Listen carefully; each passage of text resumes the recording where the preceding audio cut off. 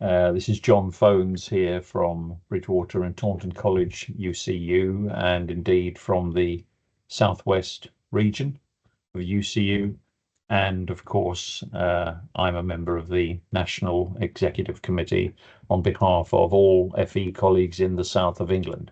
So I hope this may be of some relevance to all of you. I'm going to share on my screen here, just very briefly, the latest announcement, which seems to be doing the rounds from the Secretary of State. Here we come.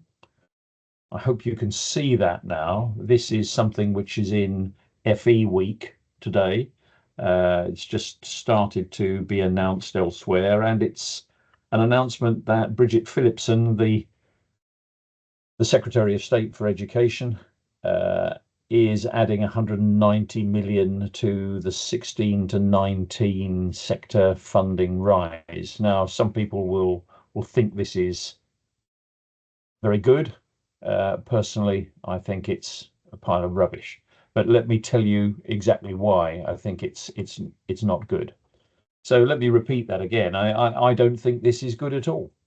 I've actually just been talking to some other colleagues about this, and I think we have to recognise that this is not really anything substantial. Does it sound good? Well, it may sound good, but I don't think it is. The only thing that's going to change anything substantially is if we have binding national negotiation. That is to say, we can negotiate nationally, and I hope I will still be one of those further education national negotiators, but I may not after this Congress this weekend. Uh, Binding national negotiation, funding a national further education service, right? And not just leaving everything piecemeal to these independent fiefdoms dotted around all over the country. And we certainly know what that feels like. And imposing a national pay scale that's pegged to provide parity with schools and with the devolved nations, because all three of the devolved nations are doing better than we are in further education in England. What we have in England is utterly inconsistent as you move from one college to another. And as I was saying to a group of new staff yesterday, any college can try to poach from any other nearby college if they can offer them better pay and conditions. They would not be able to do that if we had a national pay scale imposed on us as a result of a new legal settlement. We're not going to get that overnight, but we need to be telling the government that what they've announced today is not even really scratching the surface. What it also does is allows principals effectively to do whatever they like with that money.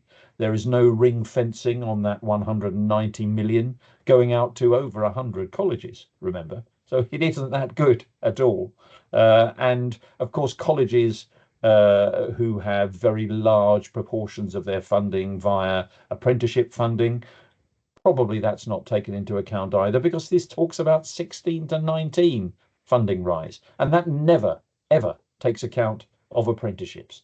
So we will have our principal quite rightly saying that this money is coming in for part of the college provision, but actually he's got to try to spread it around to all colleagues. And we applaud him for trying to do that, but it won't surprise me at all if actually he says he won't be able to do very much with it because he has other strategic priorities. And that's the wording of this message from Bridget Phillipson as well.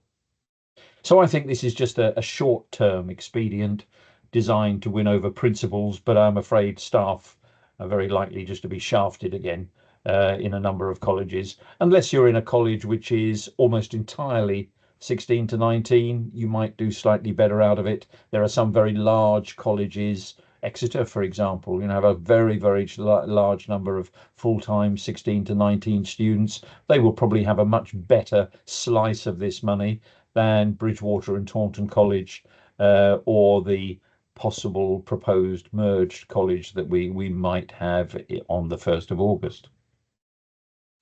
So hardly anything really. It's a movement on behalf of the government, but only a small movement. We've heard them starting to talk about U-turning on other things this week, the winter fuel allowance. They're already under pressure on other things as well.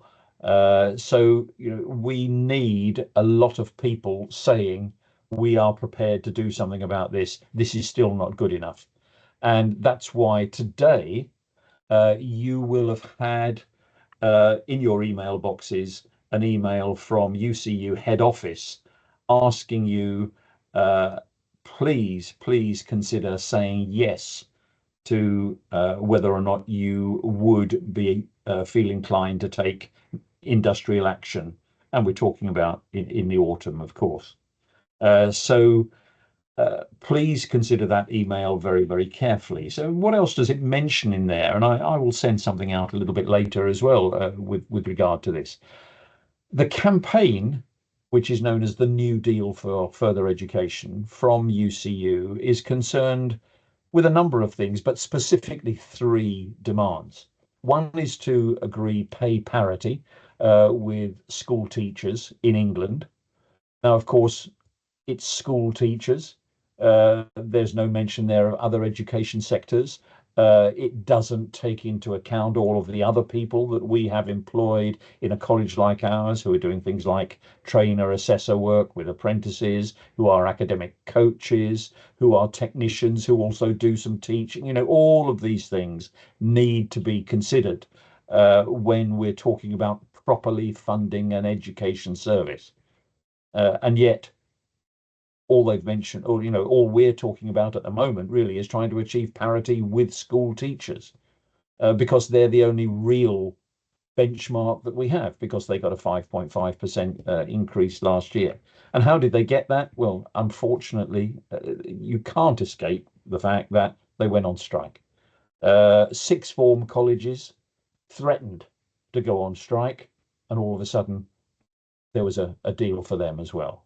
So you cannot escape the fact that whatever anybody says, unless you actually make a complaint, unless you actually say, no, this is not good enough, and if you then say, no, we are prepared to demonstrate that we don't like this, then unfortunately we are going to get walked all over, as it often feels every year.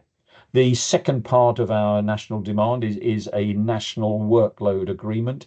Now, of course, many of you will know that workload is a significant issue for colleagues in this college and in many other colleges as well. It is the sort of thing that we are always concerned about in two respects. One is the hours, which should in some ways be regulated in terms of the weekly hours we do. The guideline we have in this college is 23 hours a week for lecturers, 22 hours a week for course leaders. But we need to have many more discussions with regard to colleagues who are in higher education, colleagues whose courses are much shorter than 36 weeks and so on. And we need to tie people down in terms of all of the other things that we get asked to do as well. Do you actually have remission for this extra project that you're running on the side of all of the teaching that you're doing? Is that calculated in ProSolution? Do you actually have a clear statement that you can have a certain number of hours less because you are involved in this, that, and the other project, marketing, going out to schools on a regular basis, and so on and so on? And the third part of the national demand from UCU is fully funded, and this is what we've heard today, nothing like fully funded, funded sector level national bargaining. Many of you will know that the bargaining system that we have at the moment, which involves people like me, is sitting down with a group of principals under the umbrella of the Association of Colleges. We agree something with them. They usually only agree a very low figure. And the main reason for that is because some of those principals who agree that then go back to their own colleges and say, oh, I can offer more than was nationally agreed. And they think that they're going to look good as a result. I mean, goodness knows why they think that's going to work, but that's what they try. And then most colleges, the majority of colleges, don't go along with that agreement anyway. They do whatever is in their own expedient self-interest. in their own particular college because they say that circumstances are different there. And I'm sorry, I just don't buy that argument at all. You know, colleagues who are working in the sector need to know that if they move to another college, they need to know that they're moving pretty much on the same pay scales, and they're moving to another college because they are going to get a different job, a promoted job or whatever. Not simply, you know, they're going to go there because they think things are going to be a little bit better. They don't always work out better anyway. But nevertheless, that's the very singular situation that we find ourselves in now. So national bargaining at a sector level, which all colleges would actually then buy into, and where all colleagues would be pretty much on the same type of scales. Now, of course, we have lots of different colleagues in different jobs, and at the moment we tend to talk about lecturers because that's where we can acknowledge the lack of parity with school teachers and so on as well. But you know, all of our colleagues who are learning support assistants, all of our colleagues who are in business support, all of our colleagues who are running exams, doing everything else that we need in order to run a college, their pay awards are all to some extent based around the agreements that we all make in our various branches with our various principals. That is to say, if we actually have someone who is prepared to talk to us, unlike the situation in a college not a million miles away from Bridgwater and Taunton, where the previous principal is still under investigation and where the Further Education Commissioners have severely criticised the practice in the past there. And part of that practice, I'm afraid, was because the principal and their oppos didn't actually speak to the unions. If you don't speak to the unions, you don't have any sort of check and balance on what you're doing. So that's what we do here. I will be writing to everyone a little bit later this afternoon, but you will all have had an email today. Please, can I urge you to consider very carefully your response to that email? And can I say once again what I said to my new staff colleagues yesterday? The best strike is the one that you don't actually have to have, because so many people have balloted for industrial action that you can sit down at the table and actually win a good negotiated settlement with your employer without needing to go on strike. That's what we should be aiming for. But you only do that with a lot of power in your back pocket. And when we actually go to negotiate and we don't have a lot of people saying they're prepared to take action, the principal knows that, and he has us over a barrel. And it makes life much more difficult, not only in negotiations, but even in casework and all those other issues that we get involved in as well. So please support your union. Please say yes. Please be prepared to ask questions about it. By all means, email me about it. By all means, contact me in other ways as well. You'll find me on Blue Sky. You'll find me you will still find me on X, Twitter, I think, although I really don't get into that very much. But by all means, do contact me or Matthew Smith, my colleague, or any of the other reps that are mentioned in the emails. We will try to do our best to discuss the issues with you and to explain anything that you find difficult to follow. And my goodness, there'll be plenty of that. So thank you very much indeed, colleagues. I'm sorry for this rather long message, but I wish you all a really good weekend following this. If you are watching this just before half term, then I hope you have a good half term. And just bear in mind, by the way, that our colleagues at our prospective partners just up the road don't have to come in during half terms. All right, something to bear in mind in future when we start negotiating again. But anyway, I look forward to seeing colleagues as we come back after a relaxing half-term break, and no doubt some of you will have questions for me. But in the meantime, please vote yes. Thanks very much, everyone. Bye-bye for now.